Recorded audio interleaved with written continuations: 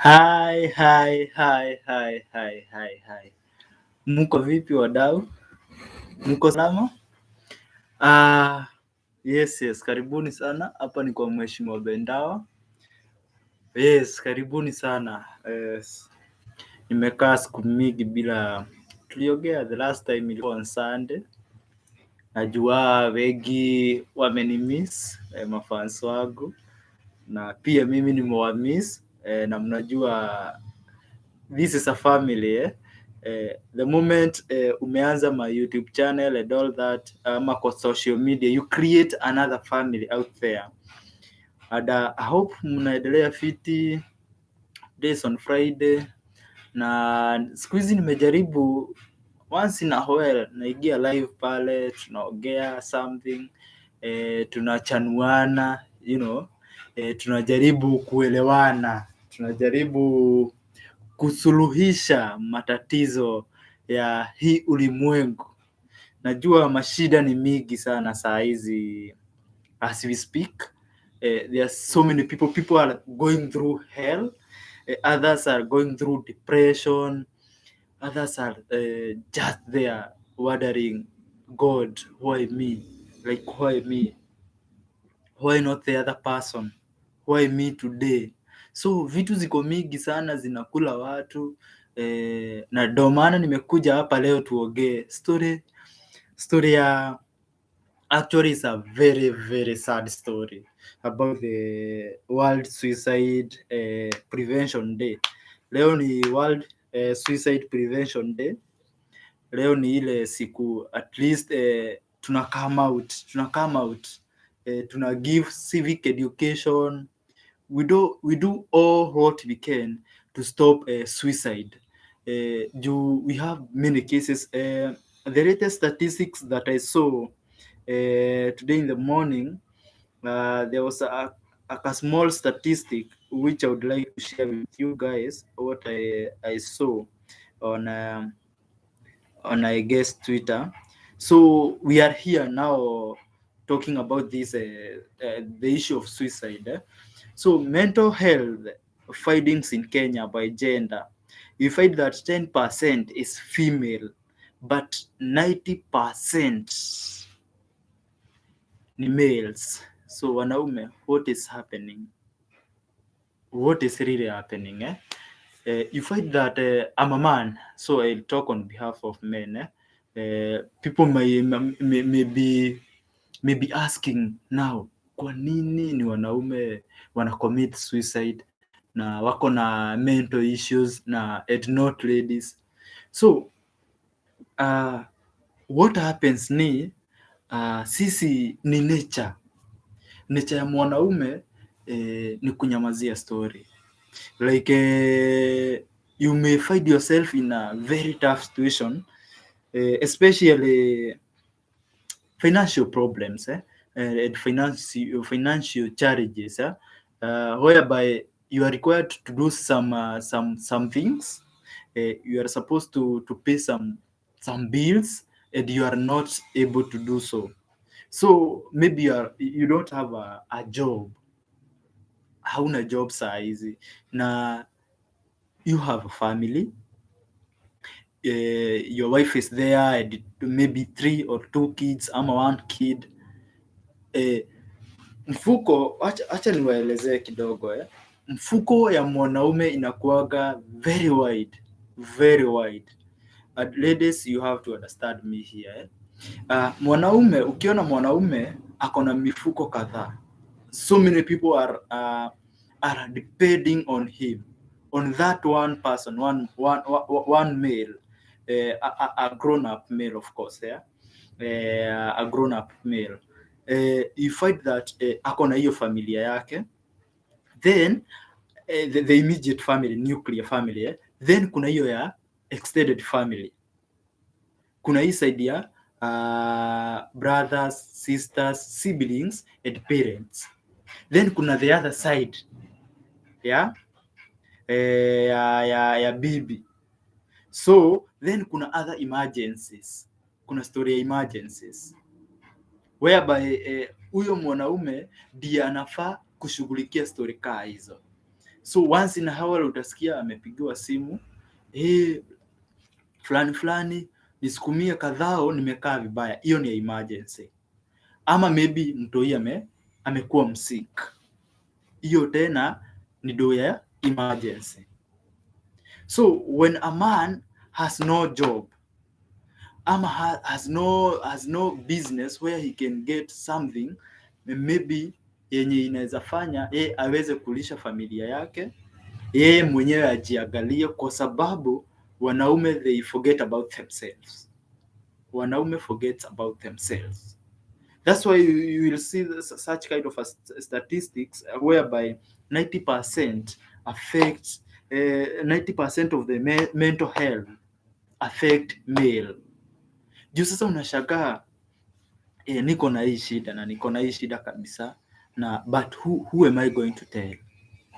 Haya, ukianza maybe na wife yako ama your spouse ama your girlfriend, ataanza kusema maybe wewe kuna pahali umeanza kupeleka pesa, you have other ladies, uko ndio unapeleka pesa. So anashindwa, uwezi ambia watoi kuna noma hapa. Then on the other hand, unaangalia maybe what if I tell my siblings, but aona maybe nilianza kuitishwa na bibi yangu, sasa nimekaliwa na bibi, so hivyo ndo wataget. That's why maybe nimesota and all that. On the other hand, ukiangalia sasa aanze kuambia madhe, mimi nimesota na kumekauka, unaweza nisaidia kulipa keja, maybe keja ni 10,000 ama 15,000 na hana watoido wao wanaenda wanahitaji walipiwe school fees, wanafaa walipe uniforms. So inakuwa noma sana, inakuwa shida, na this is whereby you find now the man will take another route. Juu sasa sitaambia, hakuna mtu mwenye wa karibu kuambia. Maybe then again anaweza consult friends. Sasa hapa kwa friends hata inakuwaga worse, whereby you will find nimeelezea fulani issue yangu nimemuelezea mazee, ni kunoma saa hii, watoi hawana food, hakuna anything, I'm struggling financially, what will I do? Sasa wakitoka hapo waende maybe somewhere else, ama yeye akitoka hapo, huyo mwenye ana shida, mwenye ako na the challenge, akienda somewhere else atasikia hiyo story na watu. So hiyo kitu itamuudhi, itakuwa disgusting, like unajua when you are a man bila pesa, mwanaume bila pesa, it automatically becomes a mental illness to that person. It automatically. Now this is now the reason why we are here, so that you can be able to ask ourselves, what can we do in such a scenario? Instead of going to an extra mile of committing suicide, what can we do as men to avoid ourselves going to that route? It might be hard, it might be a very tough situation, but now my 2 cent advice to men,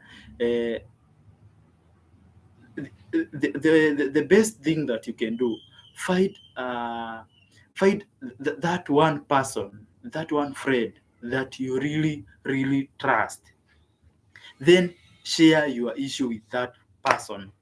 Kwa sababu the reason why you see women are not getting depressed, hawana hizo stress, ni kwa sababu they share their issues.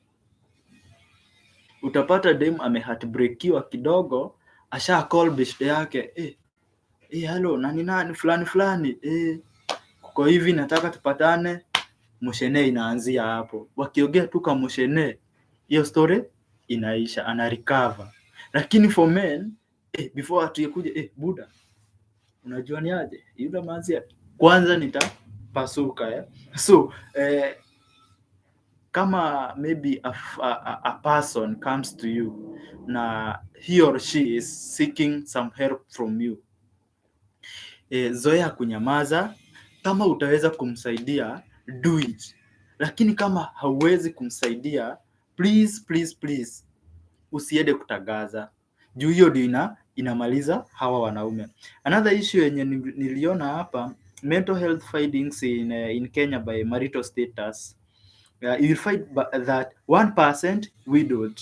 Widowed ni yule mtu amekufiwa na bwana. Are we together, yeah? 2% divorced. Watu divorced ni 2% wenye wanaafektiwa na mental health. Then kuna the third from the list is 3%. That translates to separated, those who separated, whereby you find wife anakaa hii side, bwana anakaa the other side. Haya, 43% ni kwa watu married na 51% ni kwa watu single. So guys, hapa ndio nataka sasa tuelewane. Whatever I'm seeing here, inasema 51% of the people who are single are likely to get mental health. Are we getting the point? So what can we do to these statistics now? Do numbers don't lie, eh? So uko na your friend there ako single, but naona ikiwa contradictory kidogo, eh? So unataka kuniambia wenye wako engaged, wenye wako kwa marriage na watu wenye wako single ni kina nani wanakuwa na depression? To me, mimi naona ni kama mtu mwenye ako married. This statistic says ni watu wenye wako single. Juu mi watu wenye wako single naonaga wakichagamka sana, wanachagamka sana, ile story ya kushare ma memes, kuenda dunda, yani ku have fun. So inakaa zile ma depression zimeondokea. But you see now, wakati uko married, you have to remain to a certain path. Like I have to remain focused with my family. I don't have to do ABCD so that the society cannot judge me. So unaget, but the statistics hapa imesema watu single ndio wanapata hii mental health problems nyingi kuliko wenye wako married. Then hao wengine akina divorced na widowed na separated, hao hakuna issue sana. So the 2-cent advice again yenye naweza pea watu single, tafuta mtu mwenye mnasikizana. Hii life ni kusukumana. Are we right? Right. So we go to the next statistics. This is in terms of occupation, ile kazi mtu anafanya. You will get that 11% it go to private sector. Then 15% goes to own a business, mwenye akona biashara yake. Then 24% goes to jua kali, watu wa huku ground. As you can see, see them huku kwa welding, maybe MJE wako huko, hiyo ndio jua kali, ama huko wenye wanauza tu simple things. Then kuna civil servants 23%. Hii blue iko na inanichanganya kidogo. Yeah, 23% ni civil servants. It means then kuna hii domestic workers ni 27%. This translates to, kama domestic workers ni wenye wanakaa maybe ni maboch, maybe house help workers, that's what I'm getting, ama wenye cowboys, wenye wetu wewe wanafanya tu kazi, herdsmen, hawatoki kwa nyumba sana, hawana stress, hawana hii mental health. Na hii civil servant ni watu sana sana wameajiriwa na gava. Unajua hao hawanaga stress sana kwa sababu mshahara at the end of the day kataigia, so hana stress sana. But naona hawa private sector hata hawanaga issue. But ukiangalia wenye no, wait a minute, 27% domestic workers. How do you the largest? It was the other way, yeah? 23% ndio ina follow. Tumeget hapo so tusikue mixed up. So in terms of by occupation tunaanza 11% ni private sector. That means they less likely to get mental illness. At the highest ni domestic workers wenye wanafanya kazi kwa mahao. Tumeelewana So hapo the only solution hapa naweza peana ni kama unafanya kazi kwa wenyewe ama you are a domestic worker ama unashidaga tu kwa nyumba, find something else that can keep you busy, maybe kutoka nje kidogo, maybe you do 1 until things start running smoothly usikae place moja. Kuna mtu anasemaga like an empty mind is devil's workshop. So avoid that issue ya kukaa maybe at one single point una rotate hapo, ni kama ile rotational grazing yenye tulikuwa tunasoma Raima. So wewe usikaekae tu hapo, wewe kuwa tu mtu juu kila msee hapa nje ako na stress zake. So that is it. So leo tulikuwa tuongee tu hiyo story ya mental illness na story ya hiyo story ya kucommit suicides and all that, and I hope tumelearn something. Na what can we do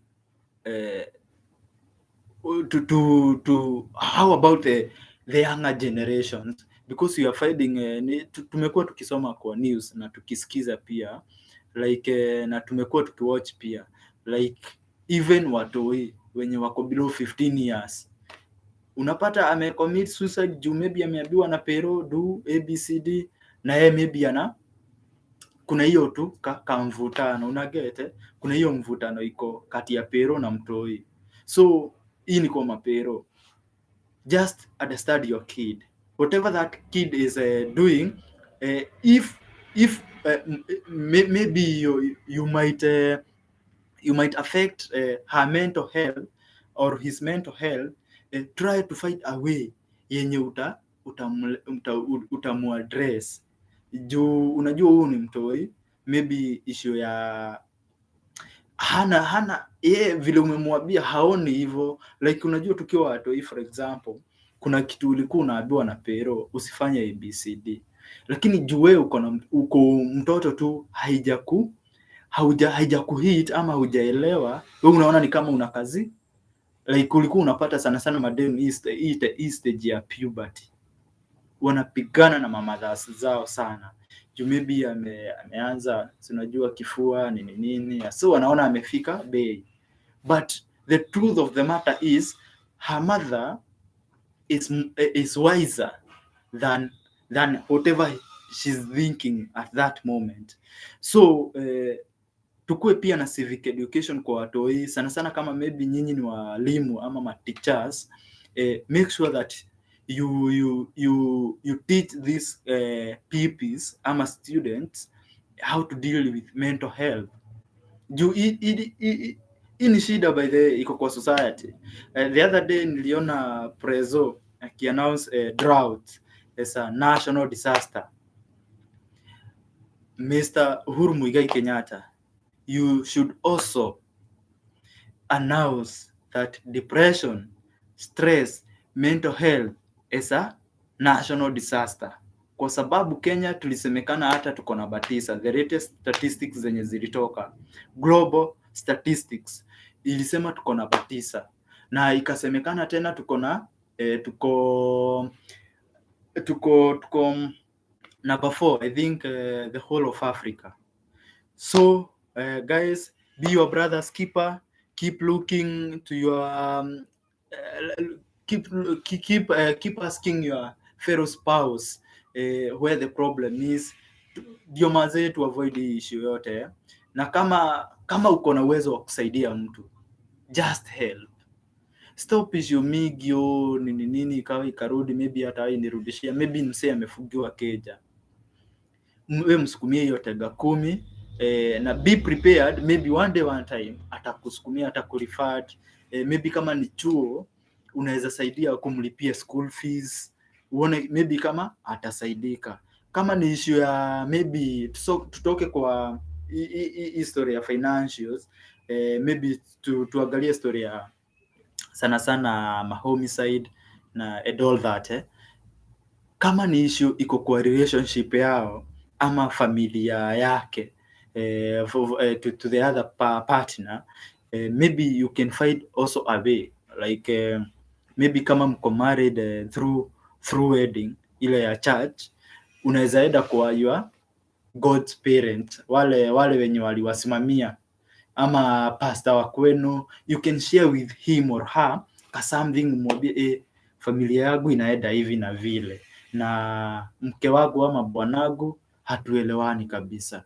So in that way, instead of going to commit suicide or those things, utasaidia na history itakuja kuisha, na utaona everyone is getting some charges out there, na hii story haiko kwako peke yako.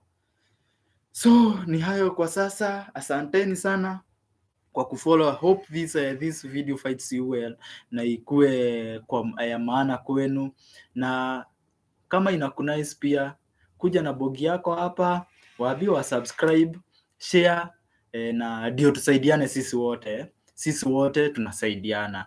So asanteni sana na God awabariki na mkuwe na weekend njema. Na before nikate, wacha tuone game za hizi wiki ziko vipi. Sijui to forecast. Najua nagoja kuona Cristiano Ronaldo akikuja kucheza pale, si unajua Old Trafford, tuone pale. So kuna Crystal Palace na Tottenham, Zaha nacheza na Harry Kane na Son, so hiyo naweza ekelea without even thinking, hiyo tote all draw. Tukuje kwa Arsenal versus Norwich. Arsenal, tafadhali msiniaibishe tena. Mimi si wa Arsenal lakini naaibika, so msiniaibishe tena mnapigwa na Norwich. So hii historia ya kupigwa hapana. Brentford Brighton, hiyo sijui vile itakuwa, but Brentford inaweza chapa mtu. Leicester versus Manchester City. Now this is the game.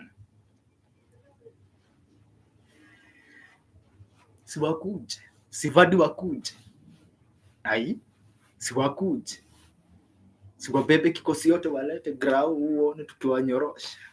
Hii game najua hii itakuwa 5 PM kesho, na hawa watu tunanyorosha. Leicester City ni nini? What is Leicester City? Then kuna hii Man U versus Newcastle. Najua Man U hapo watacheza kiwao, unajua wako na Ronaldo Southampton versus West Ham, ni 50-50, si uko sure, but West Ham ni kabaya sana siku hizi. Then kuna Watford versus Wolverhampton, hiyo pia siko sure. Then Chelsea versus Aston Villa. Chelsea na waaminia tu. Siku hizi nyinyi ni wabaya, yaani mlishika nanizi draw Liverpool. Mimi nawatabua sana, hii game ni yenu hiyo. Hata hii ligi ni vile mimi ni wa City ningesema ni yenu, lakini bado ni mapema until turuke the next year, tuone huko maybe what will be happening. Unaweza shtukia kama anza kushikashika madraws hapa, so tugoje weekend vile itakuwa, na I hope mko sawa. Tuendelee kueneza hii injili ya watu wachangamke, msikue na stress. History ya suicide ni nini? Si wewe wa kwanza ati umepitia hako ka challenge ka heartbreak, or sijui maybe hauna kitu. We are all broke, tuna kitu bwana. So until next time, I was your host Mheshimiwa Bendawa, inshallah. Thank you.